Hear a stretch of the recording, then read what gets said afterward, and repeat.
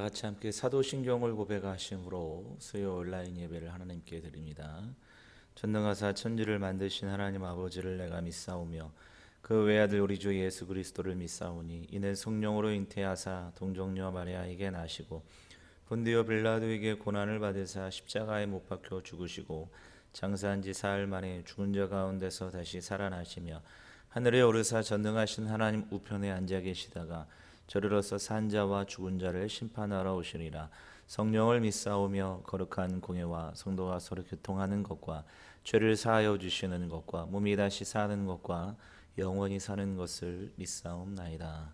아멘. 우리 다 같이 함께 주께 돌아가세 함께 찬양 드리겠습니다. 무너진 우리 삶을 일으켜 주님의 나라 품게 하시네. 진리로 우리를 인도하시는 성령님 은혜에 예배 세워주시네. 삶으로 찬양하게 하소서. 삶으로 예배하게 하소서. 삶으로 사랑하게 하소서. 주님을 내 교회를 이 민족을 주님의 나라 세워주소서.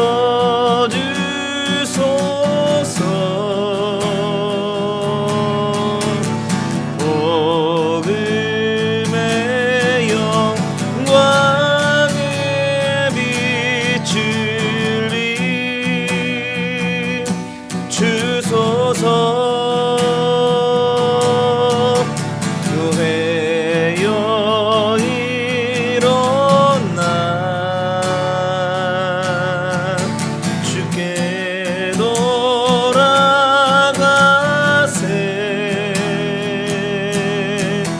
만왕의 왕께 다시 경배 드리네.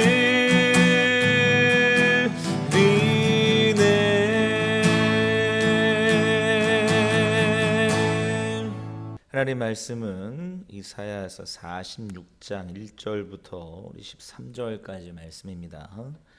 벨은 엎드러졌고 느보는 구부러졌도다. 그들의 우상들은 짐승과 가축에게 실렸으니 너희가 떠매고 다니던 그것들이 피곤한 짐승의 무거운 짐이 되었도다.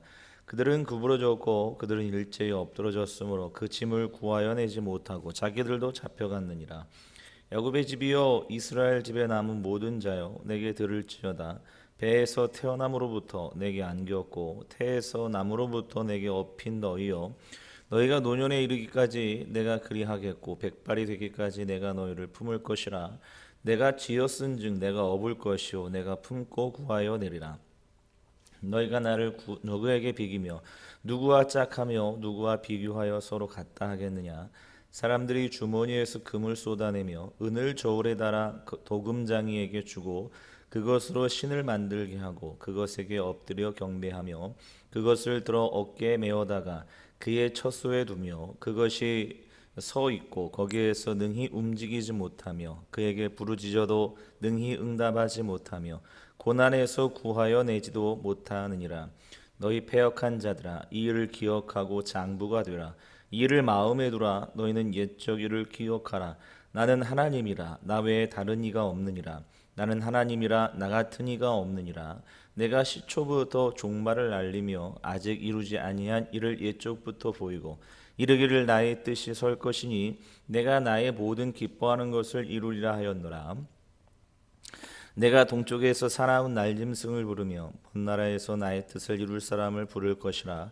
내가 말하였은즉 반드시 이룰 것이요 계획하였은즉 반드시 시행하리라. 마음이 완악하여 공의에서 멀리 떠난 너희여 내게 들으라. 내가 나의 공의를 각받게 할 것인즉 그것이 멀지 아니하나니 나의 구원이 지체하지 아니할 것이라. 내가 나의 영광인 이스라엘을 위하여 구원을 시온에 베풀리라. 아멘. 우리가 계속해서 이사야 말씀을 함께 나누고 있고, 특별히 46장과 47장은 그 당시에 지중해권을 장악하고 있었던 거대 제국이었던 바벨론의 멸망에 대한 말씀이 오늘 46장과 47장의 말씀입니다. 오늘 46장 1절은 이렇게 말씀하고 있습니다. 벨은 엎드러졌고 느보는 구부러졌도다, 이렇게 말씀하고 있거든요. 벨과 느보라는 이제 우상이 등장을 하는데, 벨의 뜻은 원래는 이제 주인 또 주란 뜻을 가지고 있죠. 벨 신은 모든 신들의 아버지다, 이렇게 아버지로 섬겼던 아주 이제 거대한 그런 이제 신이었는데, 나중에 마루둑 신으로 동화가 됩니다. 그래서 마루둑 신과 벨 신이 하나가 되는, 그래서 벨이 나중에는 이제 마루둑 신이 되어버리는 그런 일들이 벌어지고 있죠. 느보는 이 벨 신의 아들입니다.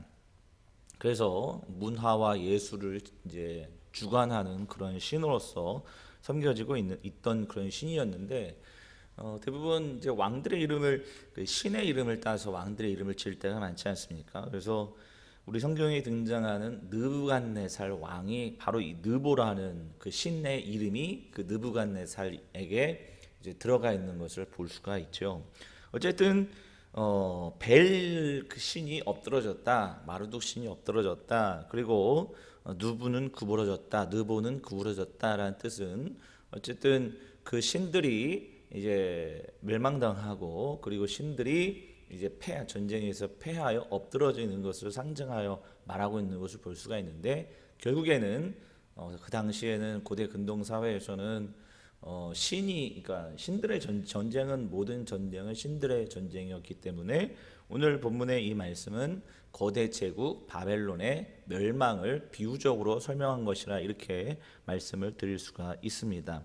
어쨌든 그 벨신과 느보신이 멸망당하고, 그리고 바벨론이 멸망당하여졌는데, 문제는 뭐냐면 이제 이스라엘 백성들이, 오늘 3절부터 이제 4절까지는 이스라엘 백성들은 하나님의 백성들이다, 그러니까 하나님께서 업어 키우셨다, 이렇게 비유적으로 말씀하고 있는데, 하나님의 백성이지 않습니까? 그런데 5절을 보시면 이제 이스라엘 백성들이 하나님과 그들 신들과 이제 같은 급에서 하나님을 비교하는 그러한 잘못을 누를 범하고 있는 것을 볼 수가 있죠. 5절입니다. 너희가 나를 누구에게 비기며 누구와 짝하며 누구와 비교하여 서로 같다 하겠느냐라고 말씀하고 있죠.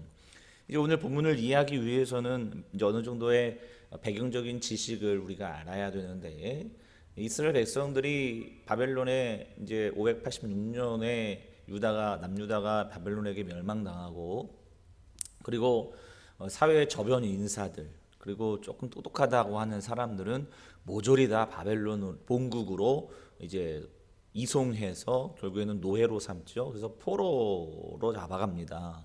그래서 포로 생활, 그때부터 유다 백성들의 전적인 포로 생활이 그때부터 시작이 돼요.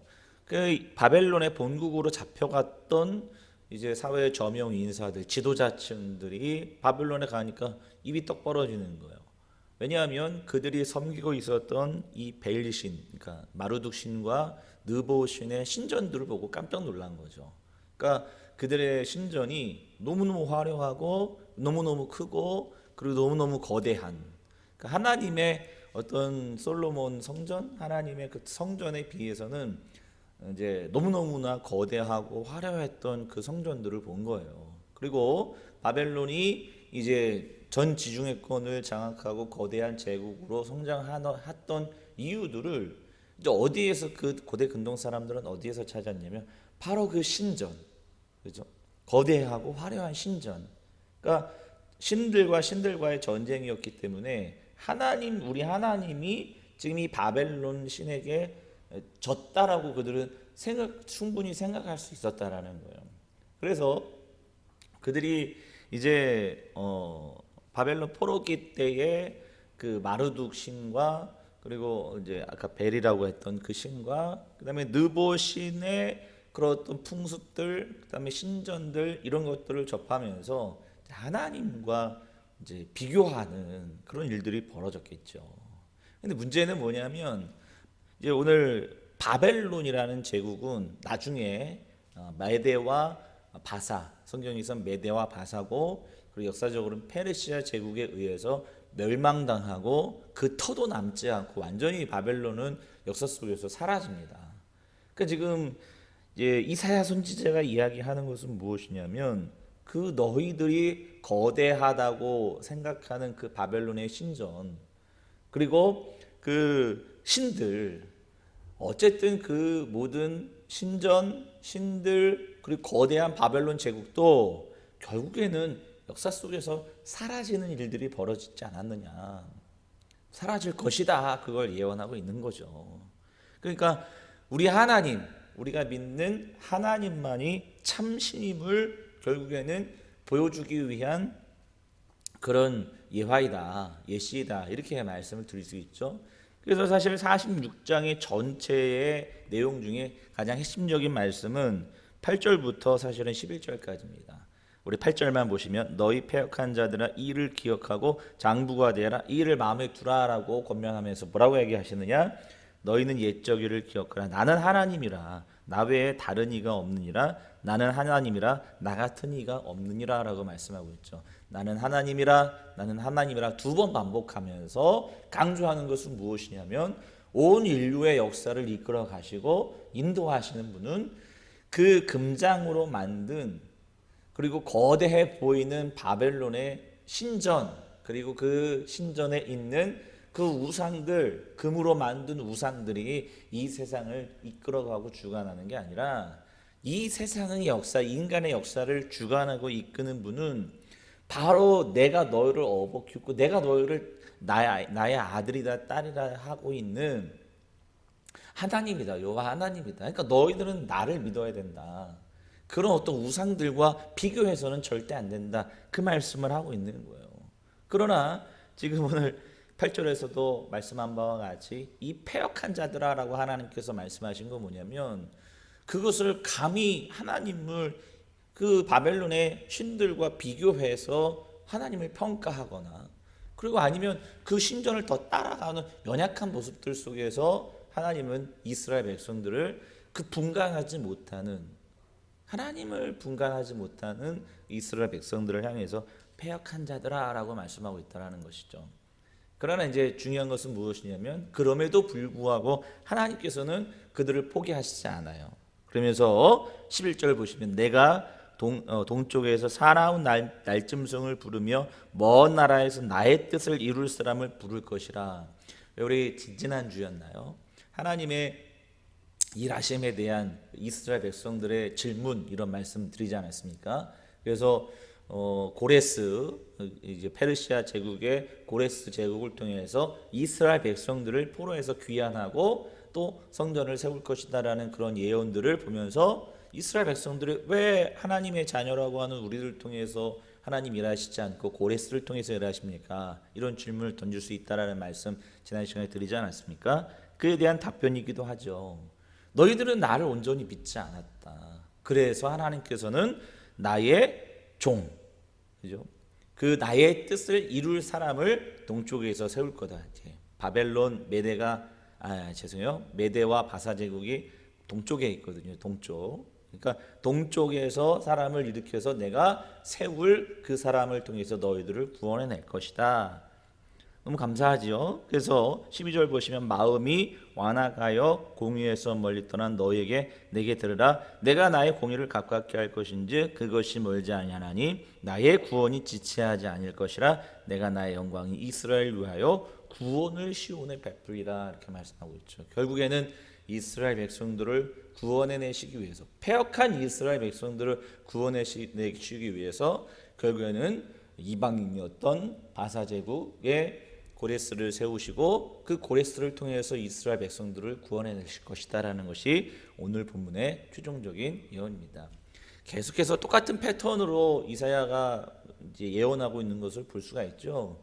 그 똑같은 패턴 속에서 강조하는 것은 무엇이냐면 하나님께서 인류의 역사를 주관하시고 하나님께서 이끄신다. 하나님은 어떠한 것으로도 인간이 새겨진 금과 우상, 나무로 깎아 만든 우상하고는 절대 비교될 수 없는 분이다라는 것을 계속해서 강조하고 나는 하나님이다, 나는 하나님이다 계속해서 강조하고 계시는 거 아니겠습니까? 여러분, 우리가 신앙생활을 하면서 절대 속지 말아야 할 것 중에 하나가 뭐냐면 바로 인간이 만들어낸 거대하고 화려한 무언가에 절대 속아서는 안 돼요. 그러니까 구약에서 계속해서 하나님께서 강조하는 건 뭐냐면 하나님을 어떤 무엇으로도 대신해서 만들지 말라는 거예요. 조각하여 만들지 말라는 거예요.